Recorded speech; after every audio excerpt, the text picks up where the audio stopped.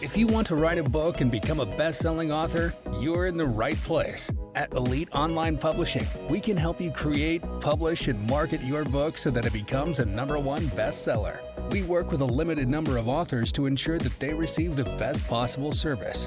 So if you want to learn how to write and publish a book that will empower you to smartly grow your brand, business, and credibility, apply today. We look forward to working with you.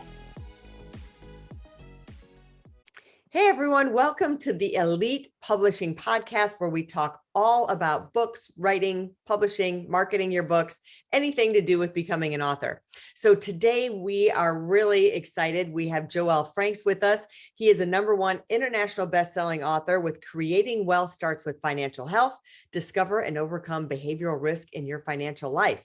And he is going to tell us how he wrote his book. And he also has a great podcast called Fin Wisdom. And he's going to tell us how that tied into his book.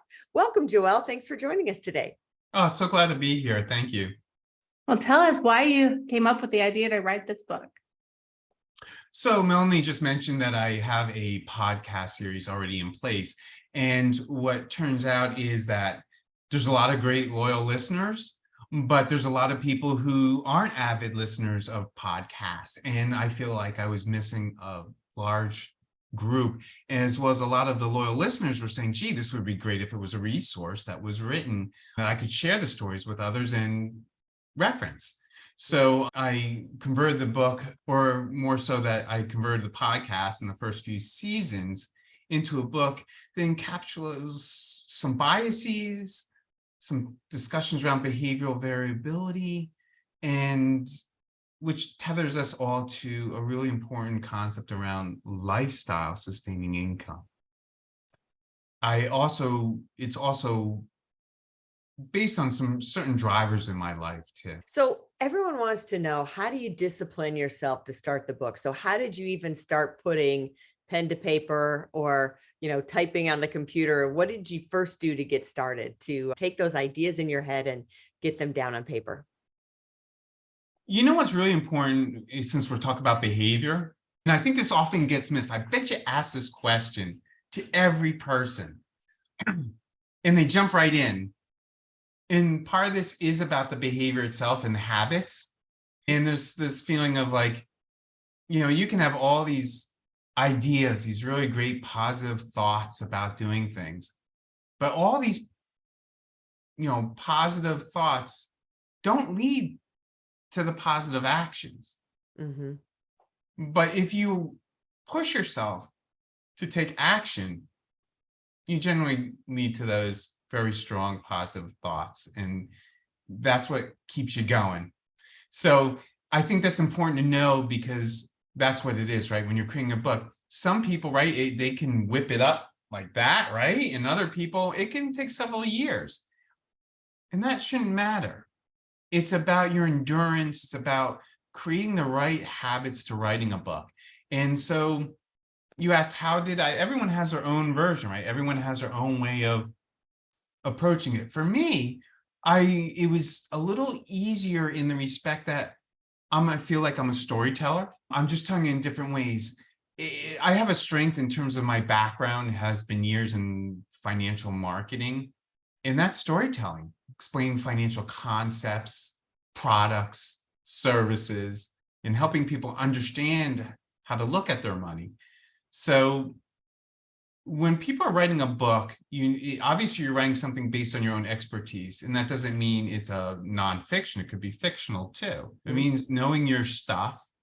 It means, and I think you have to create milestones, not just a goal, right? I mean, a lot of people it's almost like the New Year's resolutions, right? We create these resolutions and we're like, I'm going to do this, or I'm going to stop doing that. And it's like, and you may have a process. Maybe you're watching yourself every week. Maybe you're doing health and you got the smartwatch on and you're checking, but you have to have milestones. It can't be, I'm going to lose 20 pounds. And you can't be like, you have to have some understandable milestones, right? And be happy, because that's the way we are. We need these little rewards. You got to give yourself a little reward. So if you're writing a book, set yourself up with be modest, be realistic. And it's also like anything else. It's almost like, how much money will I need for a new home or something? And it always turns out to be a little bit more. So when it comes to your book, expect it's going to take a little bit more research. Research, a really big one. A little more time.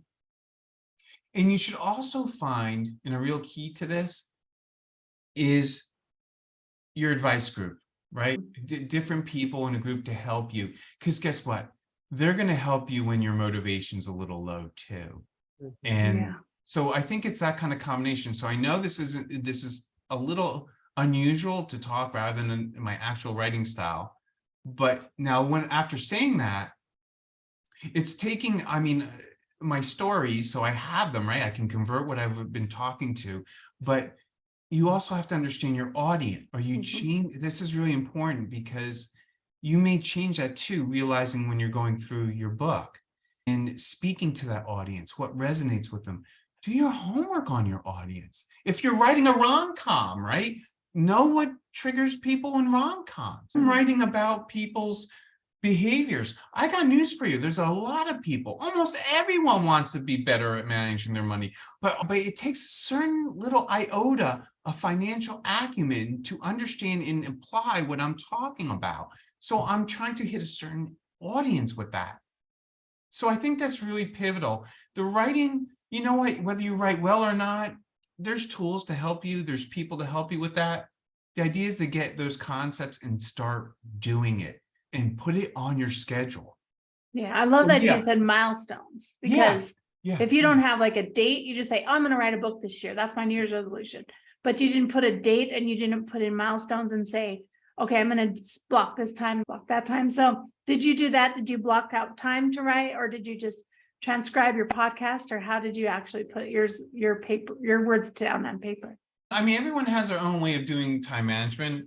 I'm a little nerdy. I have a low tech, like electric board that like someone has a post-it note, someone has it on the refrigerator. I've broken it down almost to not just a weekly, but almost like a daily type of thing, or maybe it's certain days of the week and I make up for it if I don't. You just push yourself. You got to block the time. And that's really hard in this day and age.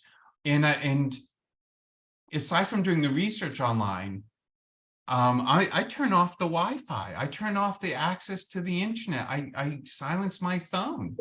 It's like going into a theater, right? If you really want to enjoy, and again, I'm in Manhattan. So, if you're going to go to the theater, you're not going to be like, oh, yeah, that's what's going on. You're going to want to be tuned in. Yeah. Give yourself some time for some cognitive thinking in the what ifs and what your story's going. I think the other thing too is people come into a mental block because they do too much brainstorming. You have to cut it off. Can't be everything. And your story maybe just fine the way it is. You have to bounce off little pieces sometimes to others. That's why that group is so important.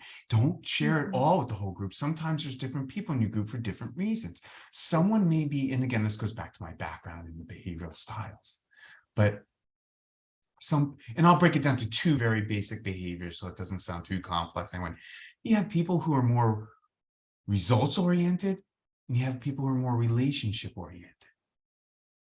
You're going to make sure you have a good mix of those two so that when you bounce things off, someone maybe go, can you prove that? And this is good for both nonfiction and fiction books, right? It's like, if you're doing a sci-fi or fantasy, maybe it's okay to really push the envelope. But if you're trying to talk about something like, there's a lot of historical fiction out there now. It's like, yeah, but that means it has to be very believable. Better start talking to a results-oriented person. They're going to say, well, you know what, Jen, that sounds really good, but what's your source? Like, is that really, could that really happen during that time frame? Where someone who's relationship oriented will pick up on the cues like, I don't know, I'm just not feeling that character. So you get those two separately, not together in a room, but separately you get those, and then you combine them. It will help keep you on track, and you'll probably come out with something dynamite. And even if it's not so dynamite, don't worry about it. Just give it to Elite Publishing. They'll make it dynamite anyway. Well, being a nonfiction author, and how do you feel like if I gave you the question, because of my book, what would be the results on your business impacted over the next 5 years that you're hoping that your book will do for your business? I mean, a big thing is credibility. I mean, I think that's almost number one for someone like me, who's in a particular industry, who has a certain type of approach, who's pitching myself as a storyteller, right? And not just any storyteller, right? I specialize in financial well-being kind of storytelling.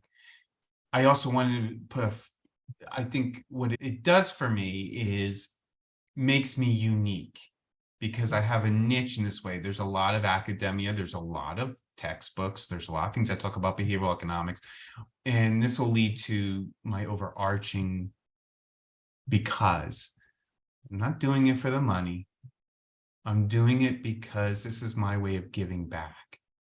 Because there's a lot of different ways that people are experiencing wealth gaps, whether it's generational or more immediate over their own time frame or within their family, or being even single. And there are some things that you can do to help make better financial decisions if you're more aware of your behavioral risks. So, Melanie, I guess, I mean, it will help my business for sure.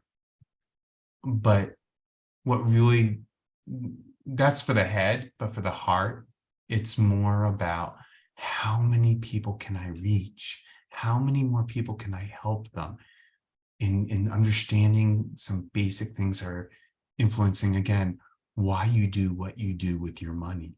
What's so beautiful about the helping people part is a book outlives the author.